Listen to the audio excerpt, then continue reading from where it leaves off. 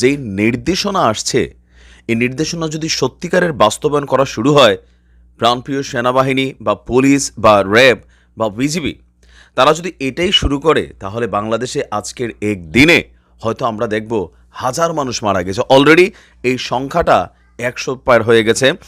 সম্মানিত viewers, curfew নিয়ে বাংলাদেশের কি বলেছে নাইম ভাই, চলো দেখে আসি। আর সম্মানিত ভিউয়ার্স, খুবই কষ্ট লাগতেছে, বাংলাদেশে এখন হচ্ছে ইন্টারনেট কানেকশন একদম নাই। তো সম্মানিত ভিউয়ার্স, রিকোয়েস্ট থাকবে ভিডিওটা একদম লাস্ট পর্যন্ত দেখার জন্য। ভিডিওর মাঝে ইম্পর্টেন্ট অনেক কিছু আছে। আসসালামু আলাইকুম, আমি নাইম দক্ষিণ কোরিয়া থেকে। ভিডিওটা খুবই গুরুত্বপূর্ণ। প্রত্যেকটা মানুষ যারা ভিডিওটা দেখছেন অবশ্যই শেয়ার করে দিবেন, কারণ যেই নির্দেশনা আসছে, এই নির্দেশনা যদি সত্যিকারের বাস্তবায়ন করা শুরু হয়, প্রাণপ্রিয় সেনাবাহিনী বা পুলিশ বা র্যাব বা বিজিবি তারা যদি এটাই শুরু করে, তাহলে বাংলাদেশে আজকের একদিনে হয়তো আমরা দেখব হাজার মানুষ মারা গেছে। অলরেডি এই সংখ্যাটা 100 পার হয়ে গেছে। আপনার এএফপি সংবাদ অনুযায়ী যে কারফিউ শুরু হয়েছে। What is the meaning of curfew? এমনকি বাংলাদেশে এই মুহূর্তে যে কারফিউ জারি করা হয়েছে, সেই কারফিউতে আসলে কি কি ক্ষমতা পাচ্ছে? বাংলাদেশ ক্ষমতাসীন আওয়ামী লীগের সাধারণ সম্পাদক ওবায়দুল কাদের কারফিউ প্রসঙ্গে বলছেন, এটা অবশ্যই কারফিউ, এটা নিয়ম অনুযায়ী হবে এবং সেটা শুট অ্যাট সাইট হবে। মানে বিষয়টা আপনি বুঝতে পারছেন? অর্থাৎ দেখা মাত্রই গুলির নির্দেশনা জানিয়েছেন মিস্টার কাদের। কাদের সাহেবকে একটা কথা বলতে চাই যে আপনি অনেক দূর কিন্তু আসলে সাধারণ বিষয়টা গড়াই নিয়ে গেছেন। আপনারও বেশ কিছু দোষ আছে। আপনি বিভিন্ন সময়ে যে ছাত্রলীগকে মাঠে নামছিল, আপনি বলছিলেন ছাত্রলীগ সামলাই নিবে। এগুলা কিন্তু আপনাদের কিছু উল্টাপাল্টা ভুল সিদ্ধান্তের ফল কিন্তু আজকে বাংলাদেশকে দিতে হচ্ছে। আর এখন যদি আপনি এই ধরনের কথা বলেন, তাহলে পরিস্থিতিটা কোন দিকে যাবে?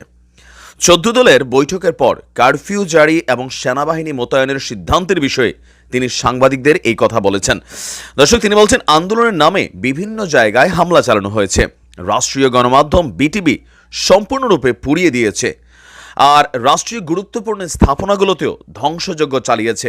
বৈঠকে 14 দলের নেতারা দেশের নিরাপত্তা, রাষ্ট্রীয় সম্পদ, জনগণের জানমাল রক্ষায় সারা দেশে সশস্ত্র বাহিনী মোতায়েনের কথা জানিয়েছেন। এবং এছাড়াও এই বৈঠকে 14 দল বর্তমান সংকট উত্তরণে দেশবাসীর সহযোগিতা চেয়েছেন বলেও ওবায়দুল কাদের জানিয়েছেন। এখন দেশবাসী তাহলে রাজপথে কারা? ধরে নিলাম এখানে বিএনপি আছে, ধরে নিলাম এখানে জামাত আছে, তাহলে আওয়ামী লীগ কোথায়? আজকে আমাদের সরকারের বেশ কিছু জায়গা থেকে যে বক্তব্যগুলো বলা হচ্ছে, বিএনপি যেমন ঢুকে গেছে আন্দোলনটা, এদিকে হচ্ছে কোমলমতি শিক্ষার্থীদের ভুল বোঝানো হচ্ছে। তো আমি একটা জিনিস বলতে চাই যে গত 15টা বছর আপনারা ক্ষমতায় থাকার পর বিএনপি জামাতের কথা মানুষ কেন শুনছে? ধরে নিলাম পুরো কাজের ভিতরে এখন এটা বিএনপি জামাতে আছে, এটা কি কারণ জানেন? কারণ আপনারা দলটাকে জনগণ থেকে বিচ্ছিন্ন করে ফেলছেন।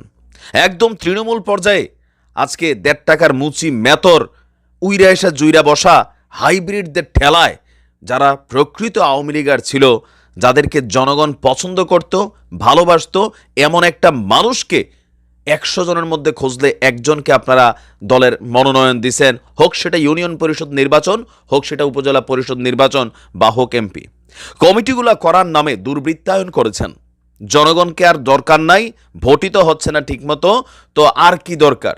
এখন এই যে জনগণের ভেতরে বিভিন্ন ইস্যুতে জিনিসপত্রের দাম বলেন, মানে বিচারের একটা বিচারহীনতার একটা সংস্কৃতি বলেন, গুন্ডা পান্ডামির একটা সিচুয়েশন বলেন, এটা কিন্তু তৈরি হয়ে গেছে। আর এই মুহূর্তে আওয়ামী লীগের মধ্যে যে কামড়াকামড়ি আছে ক্ষমতাকে কেন্দ্র করে, আজকে দেখেন এই পরিস্থিতিগুলাতে কোথায় আজকে বাংলাদেশের সকল জনগণ রাজপথে। তাহলে জনগণ এখন কার কমান্ড শুনছে? কেন শুনছে ওবায়দুল কাদের সাহেব? আর এই যে একটা বক্তব্য দিছেন, এখন এটা সেনাবাহিনীকে নির্দেশনা দেওয়ার দায়িত্ব সম্ভবত আমাদের স্বরাষ্ট্রমন্ত্রী অথবা আমাদের যিনি প্রেসিডেন্ট আছেন অথবা প্রধানমন্ত্রীর। এখন ওবায়দুল কাদের সাহেব কারফিউ ইস্যুতে যেই বক্তব্যটা নিয়ে আসছেন, এটা মানে আমার কাছে খুবই আশ্চর্য লাগছে। এখন কারফিউটা সন্ধ্যা কয়টা পর্যন্ত থাকবে, কি কি করা যাবে, কি কি করা যাবে না, সেটা নির্ধারণ করবে ম্যাজিস্ট্রেট এবং কি পুলিশের কমিশনার অথবা এসপি, তাদের সমন্বয়ে, অথবা সেনাবাহিনীর যেই অফিসাররা ঊর্ধ্বতন পর্যায়ে আছেন হয়তোবা তারা। তো আমরা প্রাণপ্রিয় সেনাবাহিনীর উদ্দেশ্যে একটা কথা বলতে চাই, মানুষের মধ্যে এখন আবেগ কাজ করছে, একটা সিচুয়েশন তৈরি হয়ে গেছে, কিন্তু আপনারা সেই পরিস্থিতিটাকে আর বিগড়ায়েন না, কারণ পুলিশ, র্যাব, বিজিবি ব্যর্থ হওয়াতে সেনাবাহিনীকে আজকে নামানো হয়েছে। আজকে বাংলাদেশকে দেখা মনে হচ্ছে এ যেন এক মানে ৭১-এর আরেক দৃশ্য আমরা দেখতে পাচ্ছি। তবে এই দৃশ্যপটে অনেক কিছু কিন্তু পরিবর্তন হয়ে গেছে।